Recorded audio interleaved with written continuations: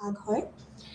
ইয়াত আমি চৰ্চা কৰিম বিভিন্ন ব্যৱস্থাসকল যিখিনি কাউন্সেলিং সাইকোলজিৰ লগত জড়িত আছে, যেনেকৈ কাউন্সেলিং সাইকোলজি হয় কি, কাউন্সেলিং সাইকোলজি এটা ভাগ হয় মনোবিজ্ঞানৰ, যেনেকৈ ক্লিনিকেল সাইকোলজি এটা ভাগ হয় বা ইণ্ডাষ্ট্ৰিয়েল সাইকোলজি এটা ভাগ হয়।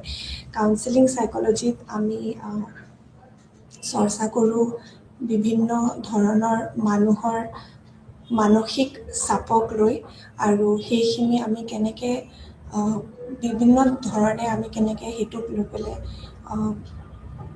বেলেগ বেলেগকৈ আমি ফ্ৰেগমেণ্টেশ্যন কৰি কেনেকৈ ছল্ভ কৰিব পাৰোঁ, কাৰণ সেইটো এটা প্ৰব্লেম ছলভিং মেথড হয় কাউন্সেলিং সাইকোলজি। আৰু ইয়াত আমি কি পঢ়িম সেইটোৰ বিষয়ে আমি চাওঁ এবাৰ। ফাৰ্ষ্টত আমি ইন্ট্ৰডাকশ্যন টু কাউন্সেলিং সাইকোলজি পঢ়িম। ইয়াত আমি পঢ়ি আছোঁ কাউন্সেলিং সাইকোলজিৰ বিষয়ে, দ্যাট ইজ BPCC 114।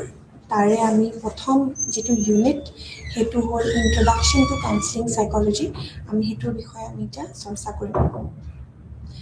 প্ৰথমতে কোৰ্চ কণ্টেণ্টত আছে ইন্ট্ৰডাকশ্যন, তাৰপিছত আমি ডিফাইন কৰিম যে কাউন্সেলিং কি হয়। কাউন্সেলিঙৰ ভিতৰৰ অংশখিনি যেনেকৈ গাইডেন্স, সাইকোথেৰাপি আৰু কাউন্সেলিং, তাৰপিছত হিষ্টৰিকেল পাৰ্সপেক্টিভ মানে ঐতিহাসিক যিখিনি দৃষ্টিকোণ আছিলে কাউন্সেলিঙৰ লৈ, তাৰপিছত গ'লছবোৰৰ বিষয়েও পঢ়িম, তাৰপিছত পাৰ্চনেল কেৰেক্টাৰিষ্টিক্সৰ বিষয়ে পঢ়িম কাউন্সেলাৰ্ছৰ, যে ব্যক্তিগত তেওঁলোকৰ কি আচৰণ থাকিব লাগে এজ এ কাউন্সেলাৰ, আৰু তাৰপিছত বিভিন্ন প্ৰকাৰৰ কাউন্সেলিঙৰ বিষয়েও পঢ়িম। বিভিন্ন পৰিৱেশত কেনেকৈ কাউন্সেলিঙৰ ৰোলটো বেলেগ বেলেগ হৈ যায়, বেলেগ বেলেগ টাইপৰ, সেইখিনি পঢ়িম। তাৰপিছত কাউন্সেলিঙৰ ট্ৰেইনিং আৰু লাইচেন্সৰ বিষয়ে আমি জানিম, ইণ্ডিয়াত কেনেধৰণে কাউন্সেলিং চলি আছে আজিলৈকে, সেইসকল আমি চৰ্চা কৰিম।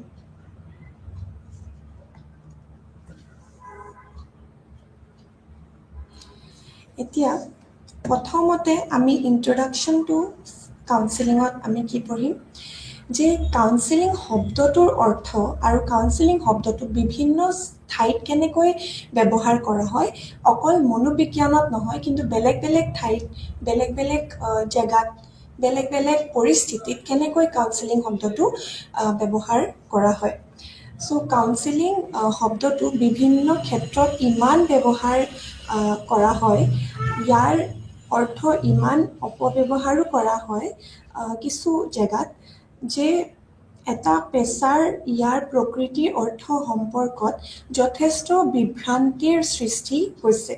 বহু পেছাদাৰীগতে তেওঁলোকৰ কামৰ অংশ হিচাপে কিছু পৰিমাণে কাউন্সেলিং প্ৰদান কৰে, কিন্তু পেছাদাৰী কাউন্সেলিং সেইসকলৰ পৰা সম্পূৰ্ণ পৃথক।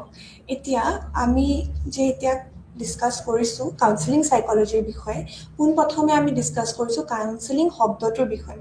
কাউন্সেলিং শব্দটো যেনেকৈ মই যেনেধৰণে এতিয়া ক'লোঁ যে বেলেগ বেলেগ জেগাত ব্যৱহাৰ কৰা হয়, আৰু ইয়াক কিয় ব্যৱহাৰ কৰা হয়, কাৰণ আমি উদাহৰণস্বৰূপে ল'ব পাৰোঁ প্ৰথমতে এজন ডক্টৰক।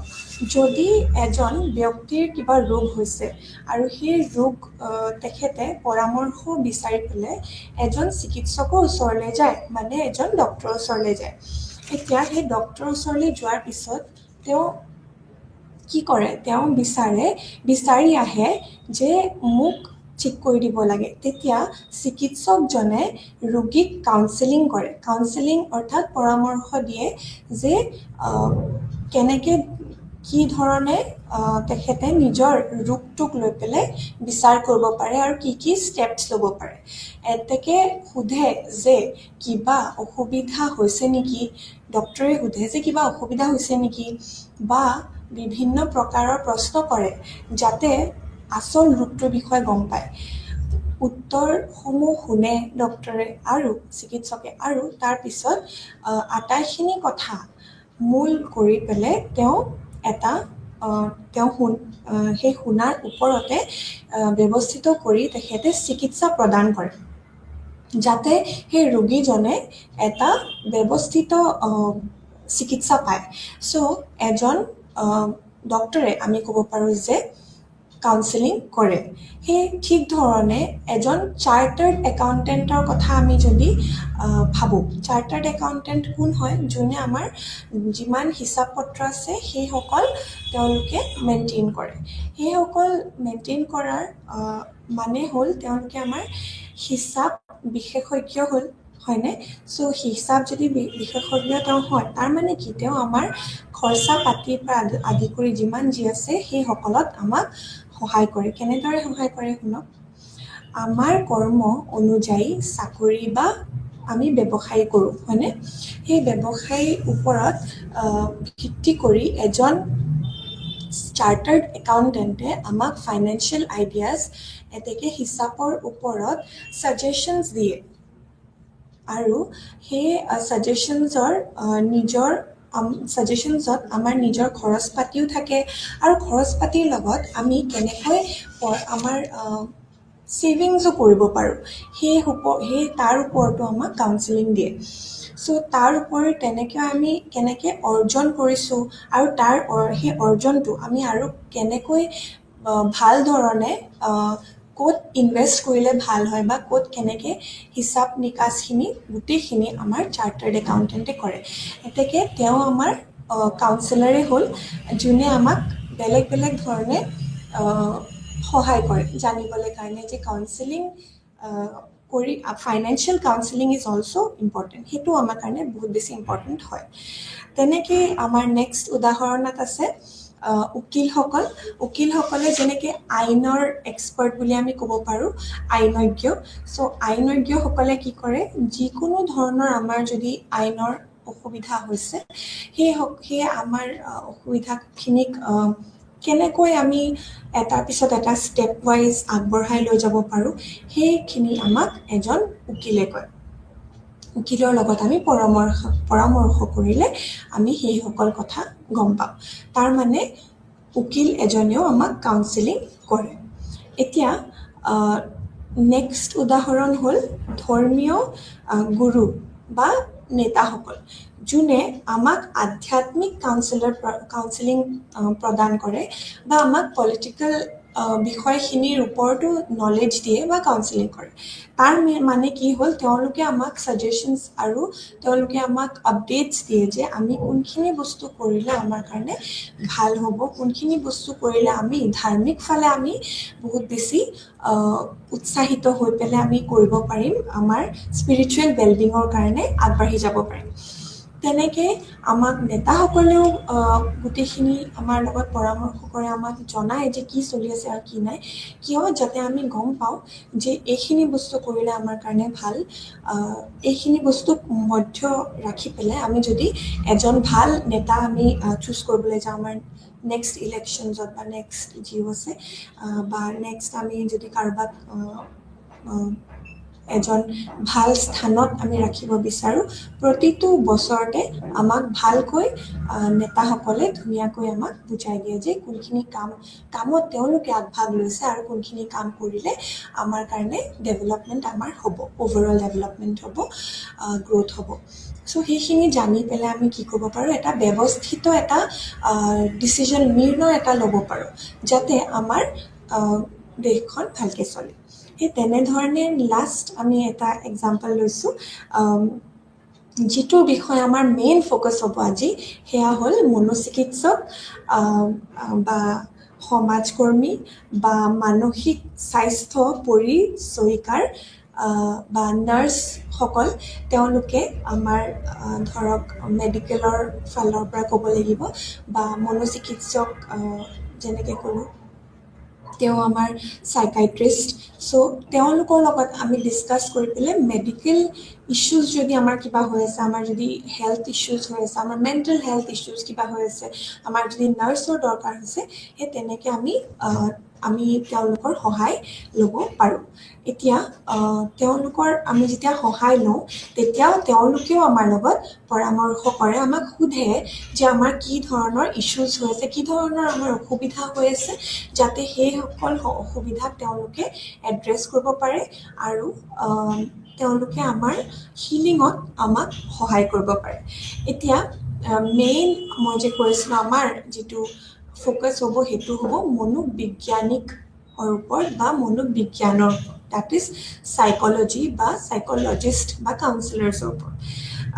যেনেধৰণে মই পোনপ্ৰথমে ক'লোঁ যে বেলেগ বেলেগ ধৰণৰ চাইক'লজি টাইপছ আছে, যেনেকৈ মনোবিজ্ঞানৰ প্ৰথম বা দ্বিতীয় বা তৃতীয় মেইন মানে এই তিনিটা মেইন হ'লগৈ ক্লিনিকেল কাউন্সেলিং আৰু অৰ্গেনাইজেশ্যনেল বিহেভিয়াৰ। তাৰ ওপৰতে বহুত বেলেগ বেলেগ ধৰণৰ কাউন্সেলিং বহুত বেলেগ বেলেগ ধৰণৰ মনোবিজ্ঞানৰ ভাগ আছে, যেনেকৈ হ'ল যেনেধৰণে স্পৰ্টছ চাইক'লজি যিটো আমাৰ স্পেচিফিকেলি এথলিটছসকলৰ কাৰণে বনোৱা হৈছে, আৰু তেনেধৰণে চাইক'লজিৰ বহুত বিষয় আছে, কিন্তু এই তিনিটাক মূল ৰাখি পেলাই আমি আজি কাউন্সেলিং চাইক'লজিৰ বিষয়ে যিহেতু ডিছকাছ কৰি আছোঁ, চ' মই কাউন্সেলিং চাইক'লজিৰ বিষয়ে আপোনাক আৰু অলপ আগবঢ়াই লৈ যাম এতিয়া।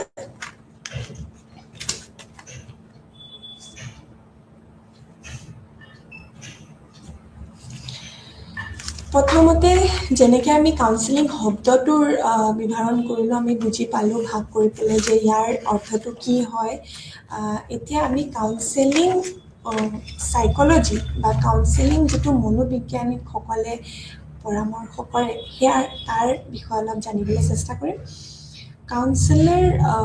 কাউন্সেলিং হৈছে এক পেছাদাৰী সহায়কাৰী সম্পৰ্ক, য'ত এজন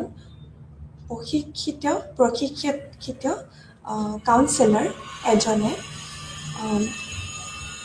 সেৱাগ্ৰহীতাক তেওঁলোকৰ সমস্যাসমূহ অন্বেষণ কৰা, বুজি পোৱা আৰু সমাধান কৰাত সহায় কৰে। বিভিন্ন পণ্ডিতসকলে একাধিক সঞ্জাই আমাক ইয়াৰ বিভিন্ন দিশ বুজি পোৱাত সহায় কৰে। এতিয়া কাউন্সেলিং কি হৈছে? সি এটা পেছাদাৰী সহায়কাৰী সম্পৰ্ক। তাৰমানে it is a professional relationship, মানে য'ত এজন কাউন্সেলাৰ থাকে, য'ত এজন এক্সপাৰ্ট থাকে ইন কাউন্সেলিং, আৰু এজন ক্লায়েণ্ট থাকে। চ' কাউন্সেলাৰ আৰু ক্লায়েণ্টৰ মধ্যত যি সম্পৰ্ক, সেই সম্পৰ্ককে কাউন্সেলিং বুলি কোৱা হয়। য'ত এজন পেছাদাৰী কাউন্সেলৰে, য'ত এজন কাউন্সেলাৰ যাৰ এক্সপাৰ্টিজ আছে, অ'কে, তেওঁ কি কৰে, খুব গম্ভীৰভাৱে মানসিক যদি কাৰোবাৰ অশান্তি হৈ আছে, কাৰোবাৰ মানসিক চাপ হৈ আছে, ষ্ট্ৰেছ হৈ আছে, তেতিয়া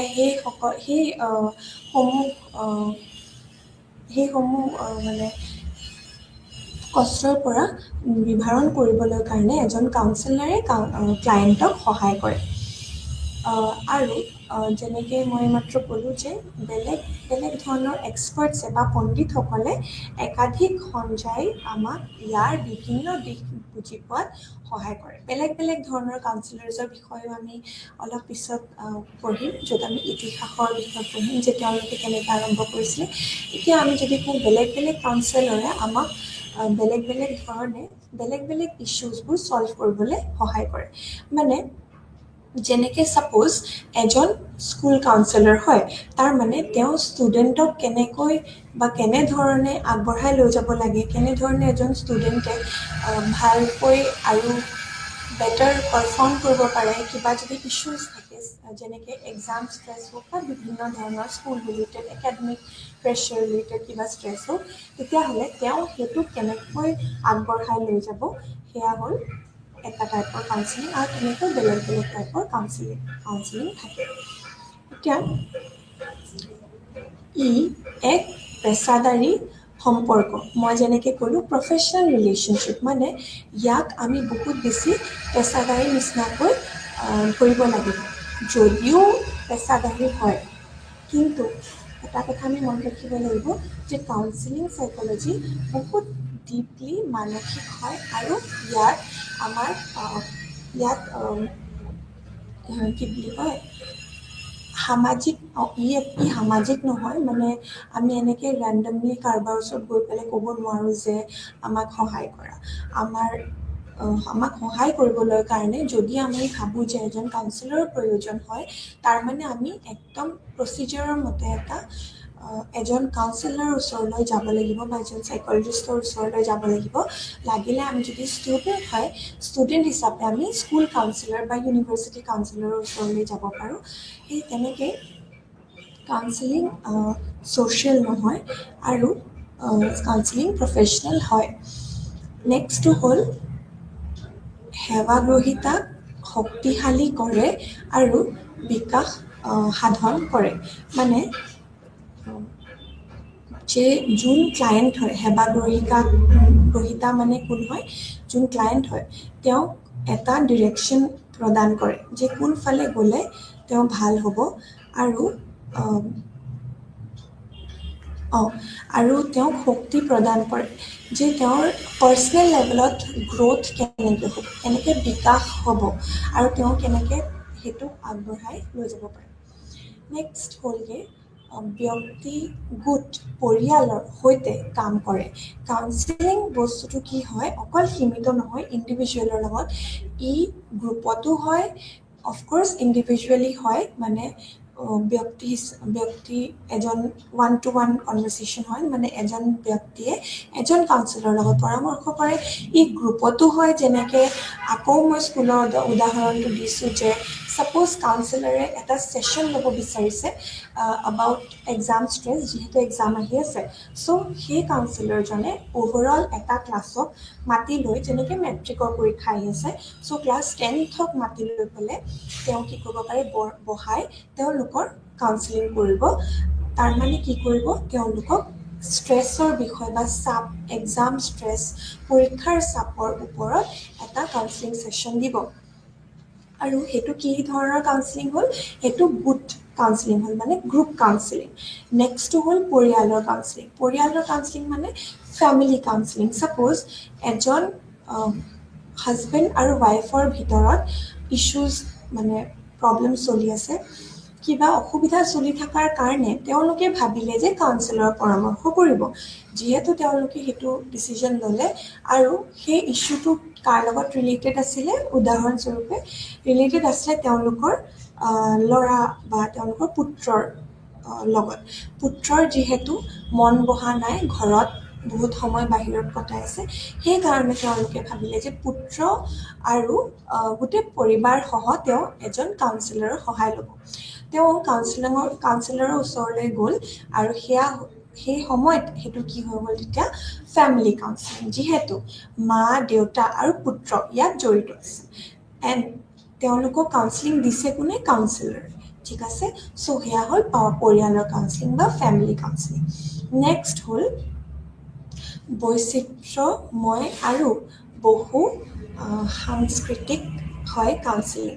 এতিয়া বৈচিত্ৰ্যময় আৰু বহু সাংস্কৃতিক মানে কি হ'ল, কাউন্সিলিং ইজ ডাইভাৰ্ছ। যদি এনেকুৱা ধৰণৰ কিবা ইছ্যু, কাৰোবাৰ যদি প্ৰব্লেম ওলায়, যিটো প্ৰব্লেম হ'ব পাৰে সেই কাউন্সিলৰজনে কেতিয়াও শুনা নাই বা কেতিয়াও পোৱা নাই, হ'লেও সেই কাউন্সিলৰজনৰ অলপ হ'লেও নিজৰ নলেজ থাকিব যে সেই প্ৰব্লেমটোৰ পৰা এই পাৰ্টিকুলাৰ ক্লায়েণ্টজনক কেনেকৈ সহায় কৰিব পাৰে। চ' সেয়া হ'ল ডাইভাৰ্চিটি অফ কাউন্সিলিং। যেনেকুৱা ধৰণৰ ইছ্যুজ হ'ল, যেতিয়ালৈকে বহুত বেছি ছিভিয়াৰ হৈ নাযায়, বহুত বেছি ছিভিয়াৰ যেতিয়া হৈ যায়, তেতিয়াহ'লে আমি বেলেগ বেলেগ ধৰণৰ ব্যৱস্থা গ্ৰহণ কৰিব লাগে। কিন্তু যেতিয়ালৈকে ডাইভাৰ্ছ হয় কিন্তু প্ৰব্লেমটো ছল্ভ কৰিব পৰা হয় এজন কাউন্সিলাৰে, তেতিয়ালৈকে কাউন্সিলিং ইজ ডান। এতিয়া আৰু এটা শব্দ ইয়াত আপোনালোকে শুনিছে যে বহু সাংস্কৃতিক, মানে মাল্টি কালচাৰেল। চ' বেলেগ বেলেগ ধৰণৰ পৰিস্থিতিত বেলেগ বেলেগ ধৰণৰ কাউন্সিলিং দিয়া যায়। যেনেকৈ ধৰক আমি এতিয়া ইয়াত, যেনেকৈ আমাৰ অসমতে বেলেগ বেলেগ ঠাইত আমি যদি কাউন্সিলিং কৰোঁ, ধৰক আমি কোনোবা এখন গাঁৱত গৈ পেলাই কাউন্সিলিং কৰিলোঁ, কোনোবা এখন আমি অন দ্য অপজিট আমি কি কৰিলোঁ, বেলেগ এখন চহৰত গৈ পেলাই কাউন্সিলিং কৰিলোঁ অসমৰ ভিতৰতে। তো আমি এই দুটা কাউন্সিলিঙত অলপমান ডিফাৰেঞ্চেছ পাম।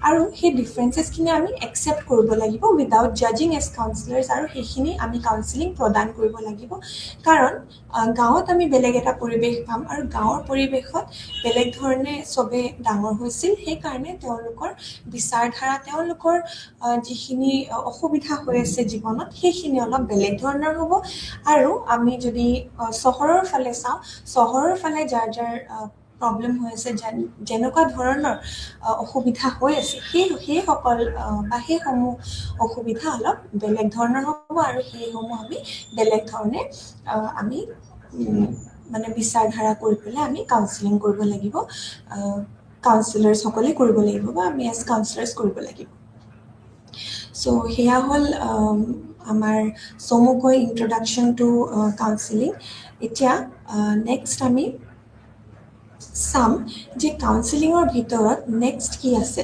সেয়া হ'ল গাইডেন্স চ' গাইডেন্স আমি গাইডেন্স শব্দটো শুনিলে আমি কেনেকৈ আমি তাক গ্ৰহণ কৰোঁ গাইডেন্স মানে এটা ডাইৰেকশ্যন দেখুওৱা নহয় জানো যে এটা দিশ দেখাই দিয়া যে আমি এইফালে যাব লাগিব তেতিয়া হয়তো আমাৰ কাৰণে খুব ভাল হ'ব বা আমাৰ ডেভেলপমেণ্ট হ'ব আমাৰ গ্ৰ'থ হ'ব চ' সেনেকৈ আমি যদি ভাবোঁ তেতিয়াহ'লে গাইডেন্স কি হয় গাইডেন্স শব্দটো প্ৰথমতে আমি চাওঁ কি বুলি আমি গ্ৰহণ কৰোঁ গাইডেন্স শব্দটো যেনেকৈ ইয়াত লিখা আছে ছাতি শব্দ মানে এটা আমব্ৰেলা টাৰ্ম হয় ই এটা বিশাল এটা শব্দ সেই শব্দটোৰ ভিতৰত বহুতখিনি বস্তু সোমাই আছে চ' সেই বহল ছাতিৰ শব্দ যিয়ে বিভিন্ন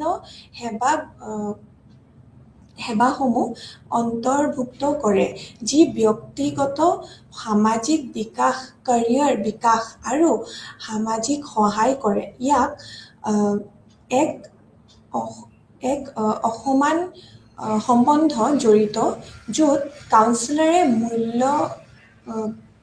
মূল্যায়ন মানে আছেছমেণ্টৰ ভিত্তিত বা ওপৰত ভিত্তি কৰি তথ্য প্ৰদান কৰে মানে ছাপ'জ এজন ব্যক্তিক গাইডেন্সৰ প্ৰয়োজন হৈছে এতিয়া সেই পাৰ্টিকুলাৰ ব্যক্তিজনৰ কেনেধৰণৰ গাইডেন্সৰ প্ৰয়োজন হৈছে সেইটো আমি প্ৰথমতে মূল্যবান কৰিব লাগিব মানে আমি মূল্যায়ন কৰিব লাগিব মানে আমি এছেছমেণ্ট কৰিব লাগিব যেনেকৈ ইয়াত লিখা আছে যে বা ইয়াত আমি মাত্ৰ পঢ়ি আহিছোঁ যে কি কেৰিয়াৰ বিকাশ মানে কেৰিয়াৰত যদি গ্ৰ'থ লাগে বা কেৰিয়াৰত আমি ষ্টেগনেশ্যন আহি গৈছে মানে ইয়াতকৈ আমি আগবাঢ়িব পৰা নাই তাৰ মানে কি আমাৰ কিছু ধৰণৰ গাইডেন্সৰ প্ৰয়োজন হৈছে আমাৰ কিছু ধৰণৰ গাইডেন্স মানে ডিৰেকশ্যনৰ প্ৰয়োজন হৈছে আৰু তেতিয়া আমি কি কৰিব লাগিব সেইখিনি বস্তু একচেপ্ট কৰি লগালগ আমি গাইডেন্স ল'বলৈ কাৰণে কোনোবা এজন এক্সপাৰ্টৰ ওচৰলৈ পৰামৰ্শ কৰিবলৈ যাব পাৰোঁ বা এজন এনেকুৱা ব্যক্তি যোনে কেৰিয়াৰ গাইডেন্সৰ পৰামৰ্শ কৰে এজন এনেকুৱা কাউন্সিলাৰ যোনে কেৰিয়াৰ গাইডেন্সৰ পৰামৰ্শ কৰে আমি তেওঁৰ ওচৰলৈ যাবলৈ চেষ্টা কৰিম এতিয়া ইয়াত গাইডেন্সত আৰু কিছুমান আমি কথা আমি জানিবলগীয়া আছে যেনেকৈ সেৱাগ্ৰহীতাৰ যোগ্যতা আগ্ৰহ আৰু ব্যক্তিত্ব মূল্যায়নৰ মানে এছেছমেণ্টৰ নম্বৰৰ ওপৰত ভিত্তি কৰি এজন ব্যক্তিক এটা গাইড প্ৰভাইড কৰা হয় বা এটা দিশ প্ৰভাইড দিয়া হয় তাৰপিছত নেক্সটটো হ'ল অনুসন্ধানৰ সৈতে প্ৰত্যেকজন অনুসন্ধানৰ সৈতে প্ৰত্যক্ষ কৰি এক সংলাপ সামগ্ৰিকভাৱে আমি লওঁ নেক্সটটো হ'ল সামগ্ৰিক বিদ্যালয় মহাবিদ্যালয় কাৰ্যক্ৰমৰ অংশ মানে গাইডেন্স হ'লগৈ ফাৰ্ষ্টত আমি কি পঢ়িলোঁ যে গাইডেন্স কি হয় এটা ওৱান ইণ্টাৰেকশ্যন হয় ঠিক আছে দ্বিতীয় যিটো পইণ্ট পঢ়িলোঁ ওৱান ইণ্টাৰেকশ্যন এক সংলাপ সামগ্ৰিক এটা আদান প্ৰদান মানে এজন ব্যক্তিয়ে আন এজন ব্যক্তিৰ ওচৰলৈ আহিব আৰু পৰামৰ্শ বিচাৰিব যে মোৰ কাৰণে পাৰ্টিকুলাৰলি মোৰ কাৰণে যেনেধৰণে ছাপোজ আমি সাইকোলজিষ্ট বনিব বিচাৰিছোঁ বা আমি সাইকোলজিৰ টিচাৰ বনিব বিচাৰিছোঁ সেইটো কাৰণে আমাক ডিৰেকশ্যনটো দেখাবলৈ হ'লে আমি অকলে গৈ পেলাই এজন এক্সপাৰ্টৰ ওচৰত বহিব লাগিব নহয় জানো মানে মোৰ কাৰণে ছাপোজ মই যদি জেনেৰেলি আমি যেনেকৈ আমাৰ টিচাৰ্ছে আমাৰ শিক্ষাগুৰুসকলে আমাক কয় যে ছাপোজ তুমি ডক্টৰ বনিব বিচাৰিছা ডক্টৰ বনাৰ কাৰণে জেনেৰেলি আমি কি কৰিব লাগে আমি নীট পৰীক্ষাত বহিব লাগে আৰু সেইটো আমি সফলতা পাই পেলাই আমি এডমিশ্যন ল'ব লাগে আমাৰ মেৰিটৰ বেচিছত সেই ঠিক তেনেধৰণে সেইটো কি হ'ল জেনেৰেল গাইডেন্স কিন্তু যদি মোক যদি মোক মোৰ বিষয়ে জানিব লাগে যে মোৰ কি বস্তুত লেকিং হৈছে বা মই কি ল'লে ভাল হ'ব আজিকালি বিভিন্ন ধৰণৰ বেলেগ বেলেগ কেৰিয়াৰ প্ৰফেশ্যনছ আছে যেনেকৈ বেলেগ বেলেগ ধৰণে আৰ্টিষ্ট বনিব বিচাৰে কোনোবাই ডুডল আৰ্ট কৰে কোনোবাই ধৰক বেলেগ বেলেগ প্ৰফেশ্যনছ আছে related to their individual talent suppose কোনোবাই ডিবেট কৰি ভাল পায় চ' তেওঁ বেলেগ বেলেগ ধৰণৰ ডিবেট কম্পিটিশ্যনছত কেনেকৈ ভাগ ল'ব কি ধৰণে ভাগ ল'লে তেওঁ আৰু আগবাঢ়ি যাব কি ধৰণে তেওঁ তেতিয়া যিটো আমাৰ ষ্টুডেণ্টৰ কাৰণে পাৰ্লিয়ামেণ্ট হয় য'ত ডিবেট কম্পিটিশ্যনছ হয় সেই পৰ্যায়লৈকে কেনেকৈ পাবগৈ সেইটো বস্তু আমি অকল এটা ধৰণে গম পাম আৰু সেইটো হ'ল যে ওৱান কমিউনিকেশ্যন যেতিয়া হ'ব আমাৰ তেতিয়া চ' ওৱান গাইডেন্সৰ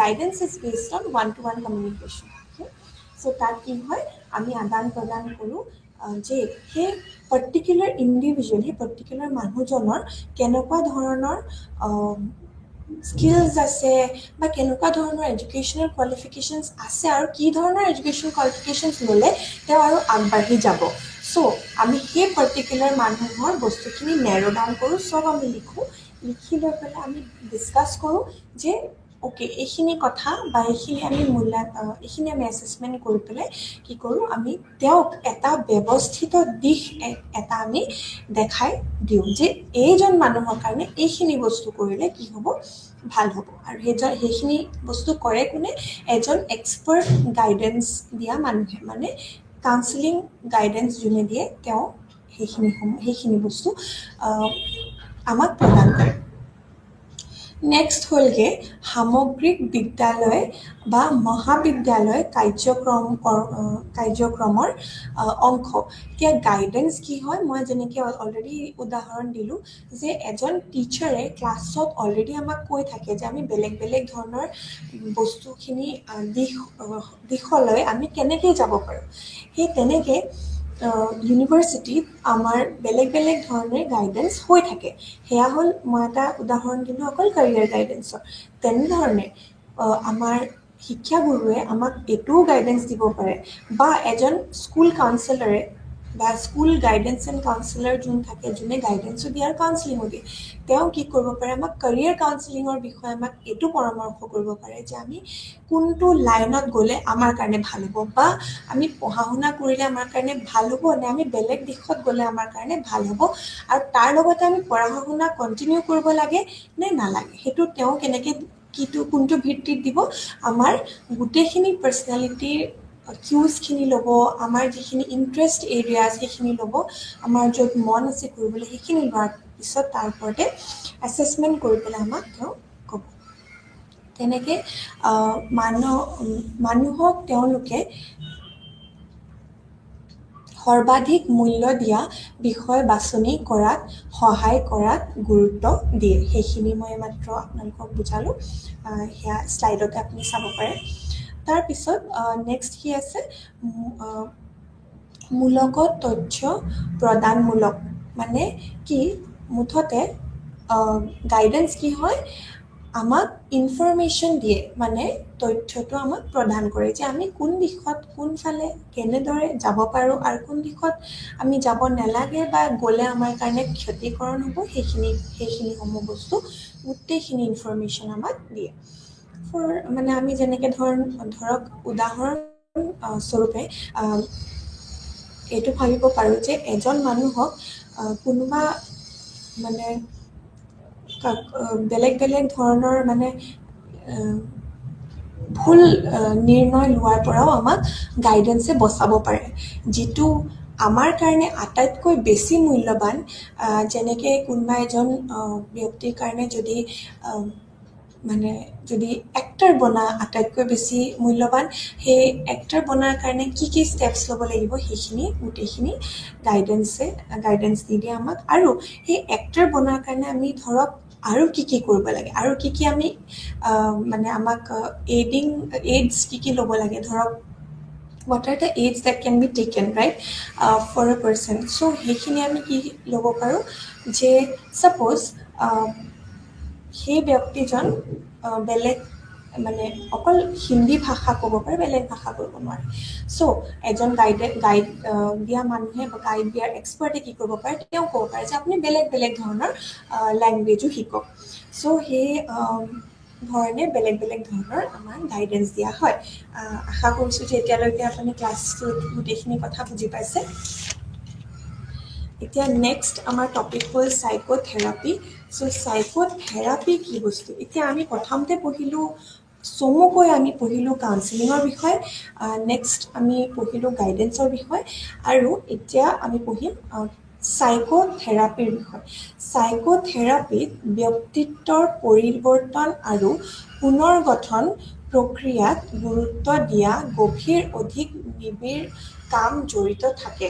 মানে ইয়াত কি হয়, এজন ব্যক্তিৰ ডিপ ৰুটেড মানে একদম গভীৰ কিবা যদি সোমাই আছে তেওঁৰ পাৰ্চনেলিটিৰ ভিতৰত, সেইখিনি বস্তুক আমি চেঞ্জ কৰিবলৈ সহায় কৰিব পাৰোঁ। যিখিনি বস্তুৱে তেওঁক কষ্ট দি আছে আমি ৰিকনষ্ট্ৰাকশ্যনতো সহায় কৰিব পাৰোঁ, মানে আমি নিবিড় কৰাতো সহায় কৰিব পাৰোঁ। যে আমি সেই গভীৰ যিটো পাৰ্চনেলিটিত যিখিনি বস্তু সোমাই আছে, সেইখিনি বস্তুক আমি কেনেধৰণে অলপ যদি ব্যৱস্থিত ৰূপে যদি আমি ৰিকনষ্ট্ৰাক্ট কৰোঁ, তেতিয়াহ'লে সেই মানুহজনৰ চাইক'থেৰাপিৰ ছেশ্যনছ লোৱা প্ৰয়োজন, যদি তেওঁৰ সেইখিনি ইছ্যুজ আছে। আৰু চাইক'থেৰাপি ল'লে কি হ'ব, তেওঁৰ সেইখিনি ইছ্যুজৰ পৰা ওলাই আহিব পাৰিব। ঠিক আছে, যেনেকৈ ব্যক্তিত্বৰ ব্যৱস্থিতসমূহত সম্পূৰ্ণ পৰিৱৰ্তন, পুনৰ্গঠন প্ৰক্ৰিয়া, পৰিৱৰ্তন কৰিবলগীয়া দিশসমূহ বুজিবলৈ অতীতত গুৰুত্ব আৰোপ কৰে। নেক্সট হ'ল আৱেগিক আৰু গুৰুত্বৰ বিষয় ব্যক্তিত্বৰ সমস্যাসমূহ সৈতে কাম কৰে। 6 মাহৰ পৰা 2 বছৰৰ ভিতৰত 20 বা 40টা ছেশ্যন হয়। আৰু স্বতন্ত্ৰ মানে ইণ্ডিপেণ্ডেণ্টলিও আমি চাইক'থেৰাপি কৰিব পাৰোঁ, যি মানে চাইক'থেৰাপিষ্টে চাইক'থেৰাপি কৰিব পাৰে। আৰু হস্পিটেলৰ ছেটিংছত মানে হস্পিটেলৰ পৰিৱেশতো চাইক'থেৰাপি কৰিব পাৰে। এতিয়া পোনপ্ৰথমে আমি এইটো বুজি পালোঁ যে ই এটা ব্যক্তিগত ইছ্যু, যিটোত গভীৰভাৱে কিছু কথা সোমাই থাকে। তাৰ মানে আমি এনেকুৱা এটা ইছ্যু পাওঁ, ধৰক চাইক'থেৰাপিষ্টে এজন ক্লায়েণ্টৰ পৰা এনেকুৱা এটা ইছ্যু পায়, যিটো মানে ইছ্যুক লৈ পেলাই তেওঁ সেই ক্লায়েণ্টৰ লগত বহুত বেছি গভীৰ এটা লেভেললৈকে যাব লাগে, যাতে সম্পূৰ্ণ পৰিৱৰ্তনৰ বিষয়ে চিন্তা কৰিব পৰা যায়।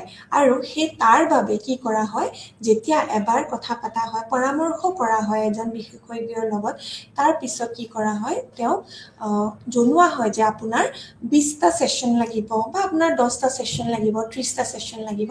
ইমান এটা ধুনীয়াকৈ এটা ডায়েগনষ্টিক এটা প্লেন দিয়া হয়, যাতে মানে ট্ৰিটমেণ্ট প্লেন দিয়া হয়, য'ত এটা ছেশ্যনৰ বিষয়ে কি কি প্ৰগ্ৰেছ হ'ব সেইখিনিও লিখা থাকে। আৰু সেইখিনি বস্তু গোটেইখিনি ডিছকাছ কৰা হয় অ'পেনলি এজন চাইক'থেৰাপিষ্ট আৰু ক্লায়েণ্টৰ মাজত। আৰু তাৰপিছত তাক লৈ পেলাই ৰিকনষ্ট্ৰাকশ্যন মানে পুনৰ্গঠন প্ৰক্ৰিয়া কৰা হয় যে কোনখিনি বস্তু ক'ত ৱৰ্কআউট কৰিব লাগে, কোনখিনি বস্তু কেনেধৰণে চাব লাগে এজন ক্লায়েণ্টে যাৰ ইছ্যুজ হৈ আছে সেই সিমানটো ডিপ লেভেলত। আৰু পৰিৱৰ্তন প্ৰক্ৰিয়াখিনি আৰম্ভ হৈ যায় আৰু তাতে গোটেই দিশসমূহ জনাই দিয়া হয় এজন ক্লায়েণ্টক। আৰু তাত সেই গোটেই প্ৰক্ৰিয়াত ইম'চনেল লেভেল মানে আৱেগিক লেভেলত বহুত বেছি গুৰুত্ব প্ৰদান কৰা হয়। আৰু তাৰপিছত মই যে ক'লোঁ যে 20টা ছেশ্যন বা 40টা ছেশ্যন, নহ'লে এনেকৈও ক'ব পাৰে যে আপোনাৰ 3 মাহ লাগিব বা 4 মাহ লাগিব, আৰু সেই থ্ৰু আউট দ্য ছেশ্যন তেওঁলোকৰ ফাইনেন্সিয়েল গোটেইখিনি বস্তু ডিছকাছ কৰা হয়। ছেশ্যনৰ ভেলিউজখিনি ডিছকাছ কৰা হয়। এটা ছেশ্যনত কিমান আমি আগবাঢ়িব পাৰিম, ধৰক ক্লায়েণ্টৰ গভীৰ লেভেললৈ আমি কিমান যাব পাৰিম, সেইখিনি বস্তু এজন চাইক'থেৰাপিষ্টে ক্লায়েণ্টক গোটেইখিনি বুজাই দিয়ে। আৰু চাইক'থেৰাপিষ্ট এজনে স্বতন্ত্ৰভাৱে চাইক'থেৰাপি কৰিব পাৰে বা চাইক'থেৰাপি তেওঁ এটা হস্পিটেলৰ ছেটিঙতো কৰিব পাৰে বা নিজৰ ক্লিনিক, যেনেকৈ মই স্বতন্ত্ৰভাৱে বুলি ক'লোঁ, নিজৰ ক্লিনিক খুলিব পাৰে য'ত তেওঁ চাইক'থেৰাপি প্ৰদান কৰে। এতিয়া ইয়াৰ আমি উদাহৰণস্বৰূপে এটা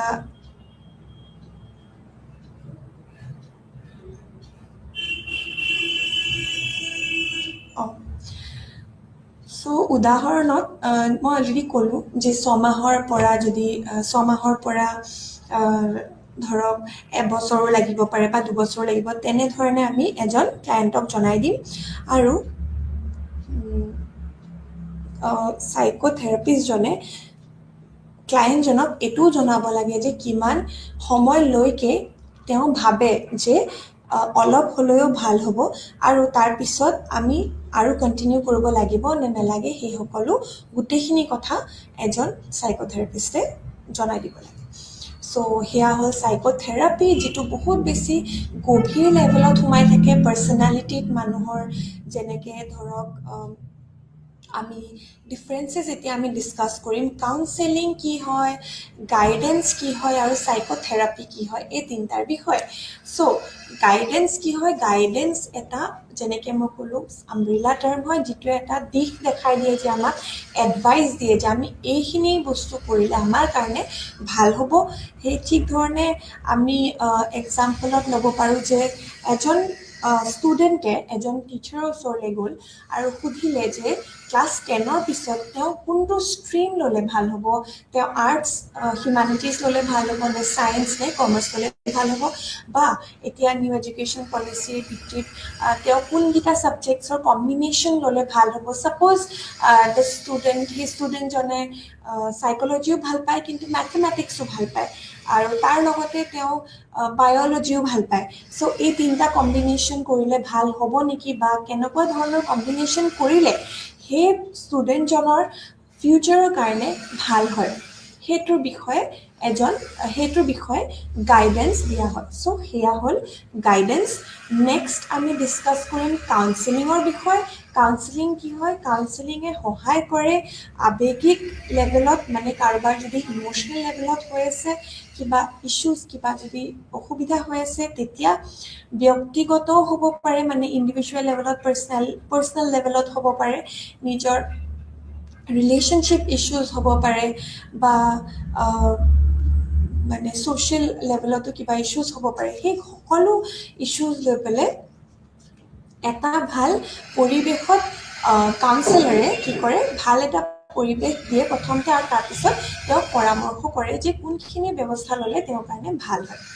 নেক্সট, এগৰাকী মহিলাই সেই কাউন্সেলিঙৰে এটা উদাহৰণ ধৰক, এগৰাকী মহিলাই ডিভ'ৰ্চ হোৱাৰ পিছত তেওঁ মানে বস্তুখিনি মানি ল'ব পৰা নাই, কামখিনি নিজৰ ভালদৰে কৰিব পৰা নাই, বা নিজৰ লাইফত কেনেকৈ আৰু ভালকৈ আগবাঢ়িব পাৰিব, সেইসমূহ কথা তেওঁ ভালকৈ নিজৰ মানে মানি ল'ব পৰা নাই, বা কেনেকৈ সেইসকল কথা তেওঁ সহন কৰিব সেইখিনি কথা তেওঁ বুজিবলৈ কাৰণে এজন এক্সপাৰ্টৰ ওচৰলৈ গ'ল, এজন কাউন্সিলৰৰ ওচৰলৈ গ'ল। এতিয়া সেই মহিলাগৰাকীৰ ডিভৰ্চৰ চাপ লৈ, ডিভৰ্চৰ ষ্ট্ৰেছ লৈ পেলাই সেই কেনেকৈ এজন কাউন্সিলৰে সহায় কৰিব পাৰে, সেই হিচাপে কাউন্সিলৰে তেওঁক মোকাবিলা কৰিবলৈ কাৰণে কেনেকৈ খাপ খোৱাৰ কাৰণে কেনেকৈ তৈয়াৰী কৰে, সেই কাৰণে সেই সকল বস্তুৰ কাৰণে তেওঁক ছেশ্যনছ দিয়ে। আৰু সেইসমূহ ছেশ্যনছ আপোনাৰ ধৰক মিনিমাম হ'ব পাৰে 6 ছেশ্যনছত হৈ যাব পাৰে, minimum maybe 3 session, 6 sessions, maybe 10 ছেশ্যনছতো হৈ যাব পাৰে কাউন্সিলিঙৰ ছেশ্যনছসকল। আৰু ছেশ্যনছবোৰ যেতিয়া হৈ যাব তেতিয়া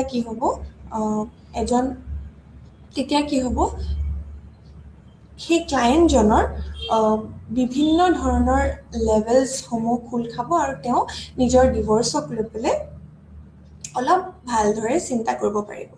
নেক্সট হ'ল চাইক'থেৰাপি। চাইক'থেৰাপি কি হয়, গভীৰ কাৰোবাৰ যদি সমস্যা হৈ আছে, সমস্যাসমূহ দীঘলীয়া ট্ৰিটমেণ্ট কৰাৰ পিছত মানসিক কাৰোবাৰ ট্ৰমা আছিলে বা পাৰ্চনেলিটি ডিজৰ্ডাৰ্ছ কাৰোবাৰ আছিলে, সেইসমূহ বস্তু কি হয় চাইক'থেৰাপিষ্টে চাইক'থেৰাপি কৰে, ছেশ্যনছ লয়।